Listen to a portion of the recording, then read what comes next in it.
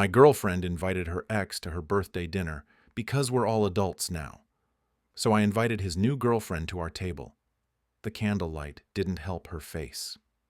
Hello, everyone. Welcome to Reddit Visuals. You know, I used to think betrayal always came with warning signs, a shift in tone, a lie you could taste in the air. Turns out, sometimes the people who say we're all adults now are planning the most childish moves possible, and they just expect you to smile and take it. This is the story of how my girlfriend invited her ex to her birthday dinner, how I made one phone call that changed everything, and how a single evening taught everyone at that table what adult consequences actually look like. My name is Jason. I'm 34 years old, work in corporate finance, and I've been dating my girlfriend Emily for 3 years. We'd been together for 2 years before that, so 5 years total. We met through mutual friends, and for the most part, things had been solid. We'd bought a house together, talked about starting a family soon, and built what I thought was a real partnership. I genuinely believed we were on the same page about everything. Then came her 30th birthday. Emily had been dropping hints for weeks about wanting a meaningful but intimate celebration. She didn't want a big party with coworkers and distant relatives. She wanted something special, something personal.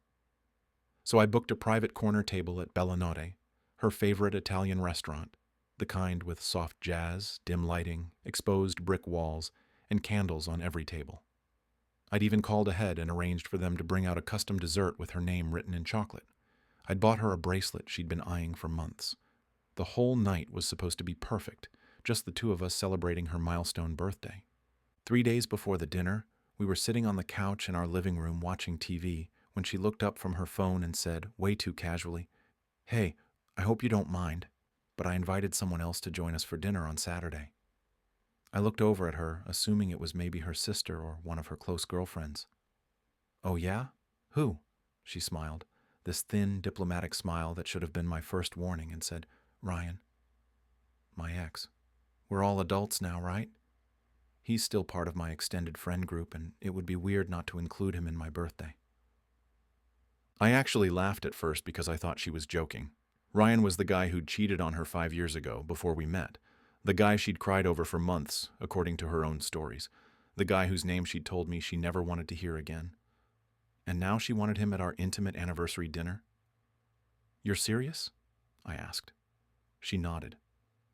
"Yeah, I mean, we've both moved on. It's ancient history. I thought it would be mature of us to show there's no bad blood. Plus, it's been so long, it would be awkward to specifically exclude him when everyone else knows about my birthday." Something inside me went very cold and very still. I didn't argue. I didn't raise my voice. I've been married long enough to know that sometimes the worst fights are the ones you don't have immediately. I just said, "Sure. We're all adults, right?" She looked relieved, like she'd expected a fight and was grateful she didn't get one.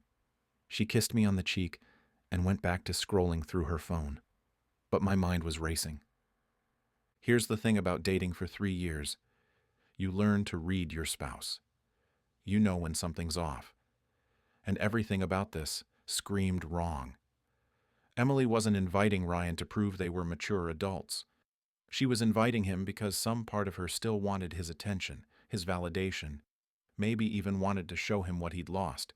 And she expected me, her husband, to just sit there and play along while she paraded our marriage in front of the guy who broke her heart. That's not maturity. That's manipulation, dressed up in adult vocabulary. So I did what any rational person does when they're being played. I gathered information. I called Marcus, a mutual friend who still ran in Ryan's social circle. I kept it casual, like I was just making conversation. "Hey man, random question, is Ryan seeing anyone these days?" There was a pause, then laughter. "Oh yeah, he's very much taken. Been with his girlfriend Maya for about 8 months now. She's actually really cool, works in graphic design, super loyal from what I've seen, and apparently completely in love with the guy." "Why do you ask?" I made up some excuse about possibly running into him soon and wanting to avoid awkwardness, then hung up and opened Instagram. It didn't take long to find her. Maya Chen, 29 years old, profile public, filled with photos of art projects, her dog, coffee shops, and quite a few pictures with Ryan. Recent captions included things like, "Trust is everything," and "Finally found my person." I stared at those words for a long time. She had no idea her boyfriend's ex-girlfriend, whom he'd cheated on, had just invited him to a romantic candlelit birthday dinner. And something inside me decided she deserved to know the truth. I sent her a direct message. I kept it simple, factual, not aggressive. Hey Maya, this is going to sound strange, but I'm in a relationship with Ryan's ex, Emily. She just invited him to her birthday dinner this Saturday, private table at a romantic restaurant, just the three of us originally. I thought you should know since he might not have mentioned it. If you want to talk, I'm happy to explain more. I hit send and waited, not sure if she'd even respond, or if she'd think I was some crazy person. She replied within 15 minutes. Wait, Emily? He told me they cut off all contact years ago and he hasn't spoken to her since.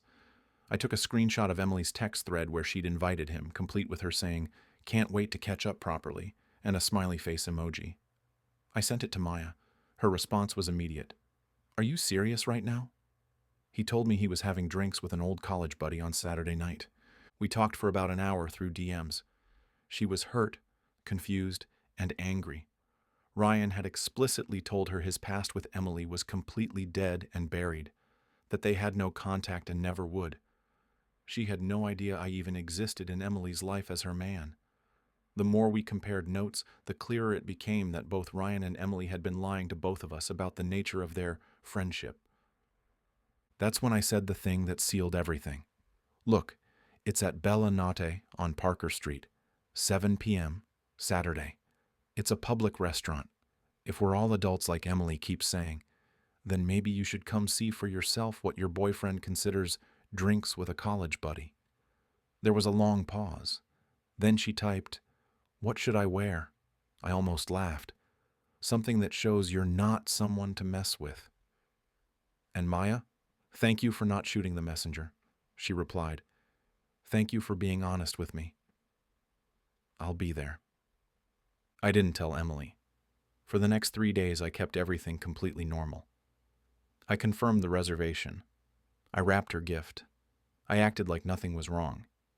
Because if she could plan a surprise power play, I could plan a surprise reality check. Saturday arrived. Emily wore a burgundy dress that hugged every curve, the kind of outfit you don't wear for just friends. She spent an extra hour on her hair and makeup. As we drove to the restaurant, she kept checking her phone, clearly excited. When I asked if she was looking forward to dinner, she smiled and said, "I think it'll be really nice. It's good to show we've all grown up and moved past old drama, you know." We arrived at Bella Notte at exactly 7. The hostess led us to our corner table, semi-private but still visible from the main dining area, with flickering candles and soft jazz creating that intimate atmosphere I'd specifically requested. It was romantic, exactly what I'd planned for celebrating my girl's birthday. Now it was about to become something else entirely. Ryan showed up about 12 minutes later. He looked good. Dress shirt, nice jeans, confident walk, the kind of guy who's used to walking into rooms and having people notice. When he saw Emily, his whole face lit up like someone had plugged him in. He hugged her. Not a quick, friendly hug, but one that lasted several seconds too long, his hand resting on her lower back in a way that made my jaw tighten. He glanced at me and nodded like we were old buddies. "Hey man, thanks for being cool about this. Emily said you were really understanding." Understanding.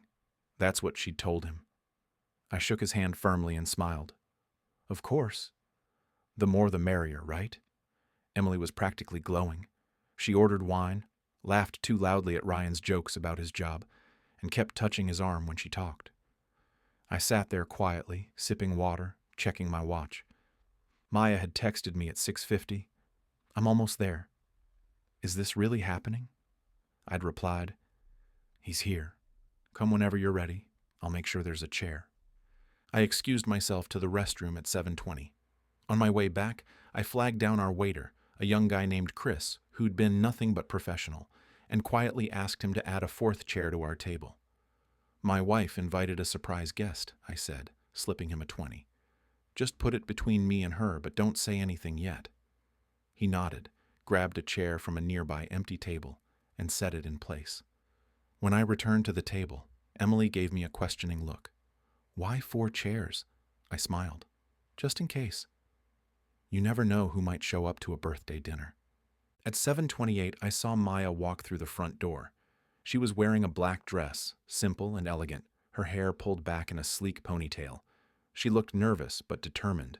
I caught her eye and gave a small nod toward our table. She took a deep breath, straightened her shoulders, and walked over.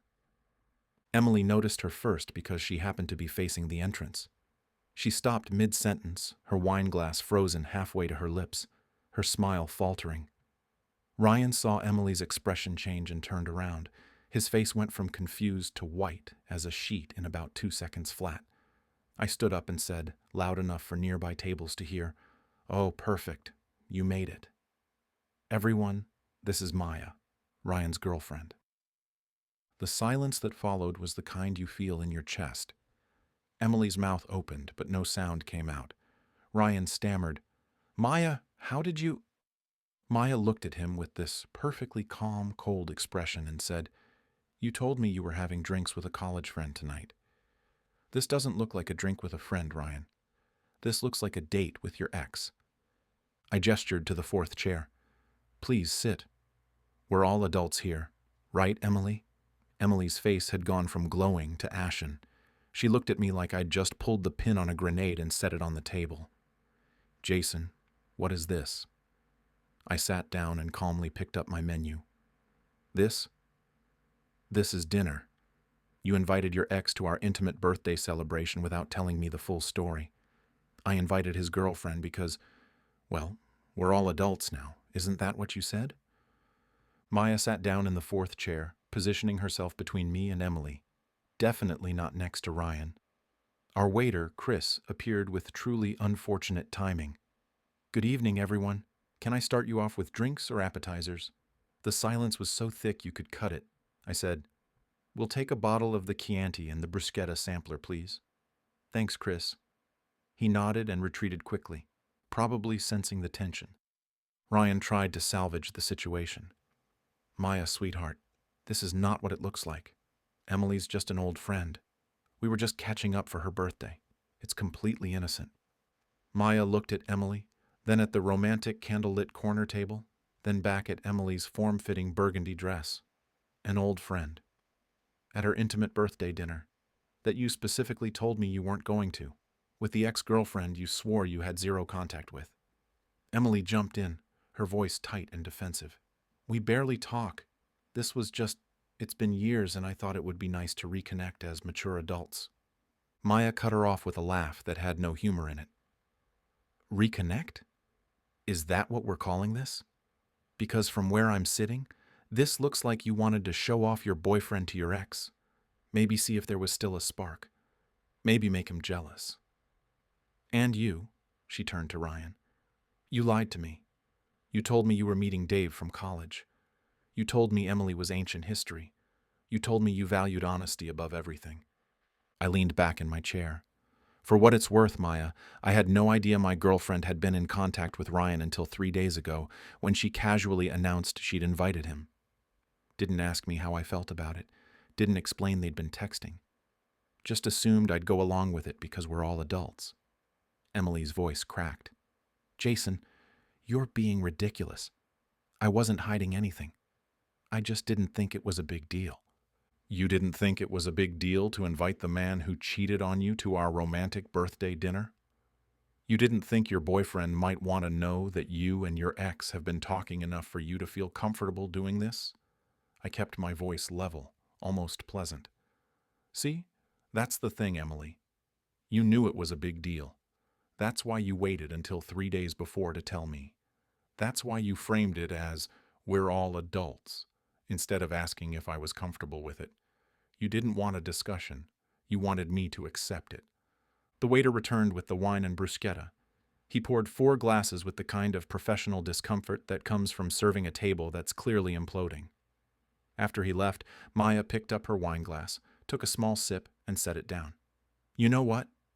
I actually feel sorry for both of you," she said, looking at Emily and me. "You," she pointed at Emily, "you have a man who clearly cared enough to plan this whole evening for you, and you used it as an opportunity to play games with your ex. And you," she looked at me, You deserve better than someone who treats your relationship like it's secondary to her need for validation. Then she stood up, picked up her purse, and looked at Ryan. We're done. Don't call me. Don't text me. Don't show up at my apartment. I'll pack your things and leave them with the building manager. Ryan grabbed her wrist as she turned to leave. Maya, please, can we talk about this in private? She yanked her hand free. There's nothing to talk about. You lied to me about where you were going, who you were seeing, and what your relationship with your ex actually looks like. I'm not interested in building a relationship on lies. Then she looked at me one last time. Thank you for respecting me enough to tell me the truth. I hope you figure out what you want from your relationship. And she walked out, just like that, calm, dignified, final. Ryan stood up immediately, panic written all over his face. Maya, wait. He chased after her, not even looking back at us, which left me and Emily sitting there alone at the corner table with 4 wine glasses, 4 place settings, and the smoking ruins of whatever trust we'd had left. Emily's voice was barely above a whisper. Why would you do that? I took a long sip of wine before answering. Because you backed me into a corner, Emily. You invited your ex to our intimate dinner and told me I had to be okay with it because we're all adults. You didn't ask. You didn't have a real conversation. You just expected me to sit here and watch you flirt with him while I played the understanding boyfriend. So I showed you what actual consequences look like when you treat your spouse like they don't matter. Tears started running down her face, ruining her perfect makeup. You humiliated me. In public. On my birthday. I set down my glass. No, Emily. You humiliated yourself when you decided this dinner was more about Ryan than about us. I just made sure everyone could see what was really happening. And for the record, if you'd been honest 3 days ago, if you'd said, hey, Ryan reached out and wants to reconnect, how do you feel about him joining us? We could have had a real conversation, but you didn't want a conversation. You wanted permission after the fact. Our waiter, Chris, appeared, looking deeply uncomfortable. Folks, I hate to interrupt, but we have your entrees ready. Should I, bring them out? I pulled out my wallet and handed him my credit card. Just bring the check, please, and box up whatever they ordered. They can take it home. Add 20% for your trouble. He nodded gratefully and disappeared. Emily was crying harder now. I can't believe you would ruin my birthday like this. I almost laughed. I ruined it? Emily, you invited another man to our dinner. Your ex, the guy who broke your heart. And you're mad at me for not playing along? I signed the check when Chris brought it back, left cash for the untouched bruschetta, and stood up. Happy birthday. I'll be staying at the Marriott downtown tonight. We'll talk when I've cooled down. I walked out of that restaurant and didn't look back. Outside in the parking lot, I could hear Ryan's voice carrying across the asphalt, pleading into his phone. Maya, please, just let me explain. The call ended abruptly. He looked over at me, his face a mixture of anger and desperation. For a second I thought he might say something, but what was there to say? We'd both lost something that night. The difference was, I'd chosen to lose it on my terms. I drove to the Marriott, checked in, and sat in that sterile hotel room for hours just thinking. My phone kept buzzing. Emily called 6 times, left voicemails alternating between angry and apologetic. I didn't answer any of them. Around midnight, I finally listened to one. Jason, please come home. I'm sorry. I didn't realize it would hurt you this much. I just wanted to prove to myself that I was over him, that I'd moved on. Please call me back. That message told me everything I needed to know. She hadn't invited Ryan to celebrate her birthday. She'd invited him to prove something to herself, and she'd been willing to sacrifice my feelings to do it. I stayed at that hotel for 3 days. Emily texted constantly at first, then less frequently. On day 3, I finally replied, I need space. I'll come home on Thursday. We need to talk. She responded immediately, okay. I'm so sorry, I love you. When I came home Thursday evening, the house was spotless. Emily had cooked dinner, my favorite pot roast. She'd set the table, lit candles, clearly trying to recreate some version of romance. We sat down, and she started crying before I even said anything. Jason, I'm so sorry. I messed up. I see that now. I never should have invited him. I just wanted to prove I was over him, that he didn't have power over me anymore. But I didn't think about what it would do to you, to us. I set down my fork. Emily, we've been together for 3 years. If you needed to prove you were over your ex, that should have been a conversation we had together. Instead, you made a unilateral decision, told me I had to accept it because we're adults, and put me in a position where I either had to sit there and take it or look like the jealous, controlling partner. That's not a partnership. That's you making me an accessory to your closure. She sobbed. I know. I know I was wrong. Please forgive me. I'll do anything. I looked at her for a long time. We're going to counseling. Non-negotiable. Because what happened at that dinner wasn't just about Ryan. It was about you not considering my feelings, not communicating honestly, and expecting me to just accept whatever you decided. That's a pattern we need to address. She agreed immediately. We started counseling the following week. It's been 4 months now. We're still together, still working through it. The therapist helped us unpack a lot of Emily's unresolved feelings about Ryan, my tendency to bottle up resentment instead of addressing things immediately, and communication breakdowns we'd both been ignoring. It's not perfect. Some days I still feel angry about that birthday dinner. But we're trying. As for Maya, about 2 weeks after the dinner, she sent me a DM.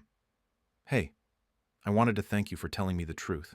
You didn't have to do that, and I know it blew up your night too. For what it's worth, you handled everything with more dignity than I expected. I hope you and Emily can work things out.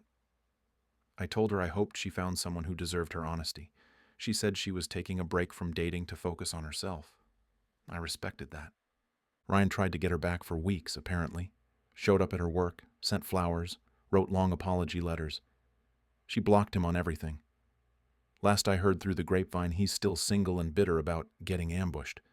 Emily and Ryan haven't spoken since that night. She deleted his number, blocked him on social media, and the works. Whether that's genuine growth or just avoiding consequences, I'm still figuring it out. People ask me if I regret what I did, inviting Maya to that dinner. Honestly, number. Because here's what I learned. When someone tells you we're all adults now, what they usually mean is, I'm about to do something selfish and I expect you to be too mature to call me out on it. Real adults don't have to announce their maturity. They just communicate honestly and respect their partner's feelings. Emily wanted to have everything. The supportive spouse, the ego boost from her ex, the moral high ground of being mature enough to be friends with someone who hurt her. She wanted me to sit there quietly while she got her validation. And when I refused to play that role, when I held up a mirror and made her see what she was actually doing, that's when the real reckoning happened. So here's my question for you. Was I wrong for inviting Maya? Should I have just walked away before dinner and avoided the drama? Or did Emily's choice to invite Ryan earn exactly what happened? Drop your verdict in the comments. And if you've ever been in a situation where your spouse tried to make you complicit in something that disrespected your relationship, tell me how you handled it. If you made it this far, thanks for listening. Subscribe if you want more stories about marriage, boundaries, and what happens when we're all adults now becomes the warning sign instead of the reassurance.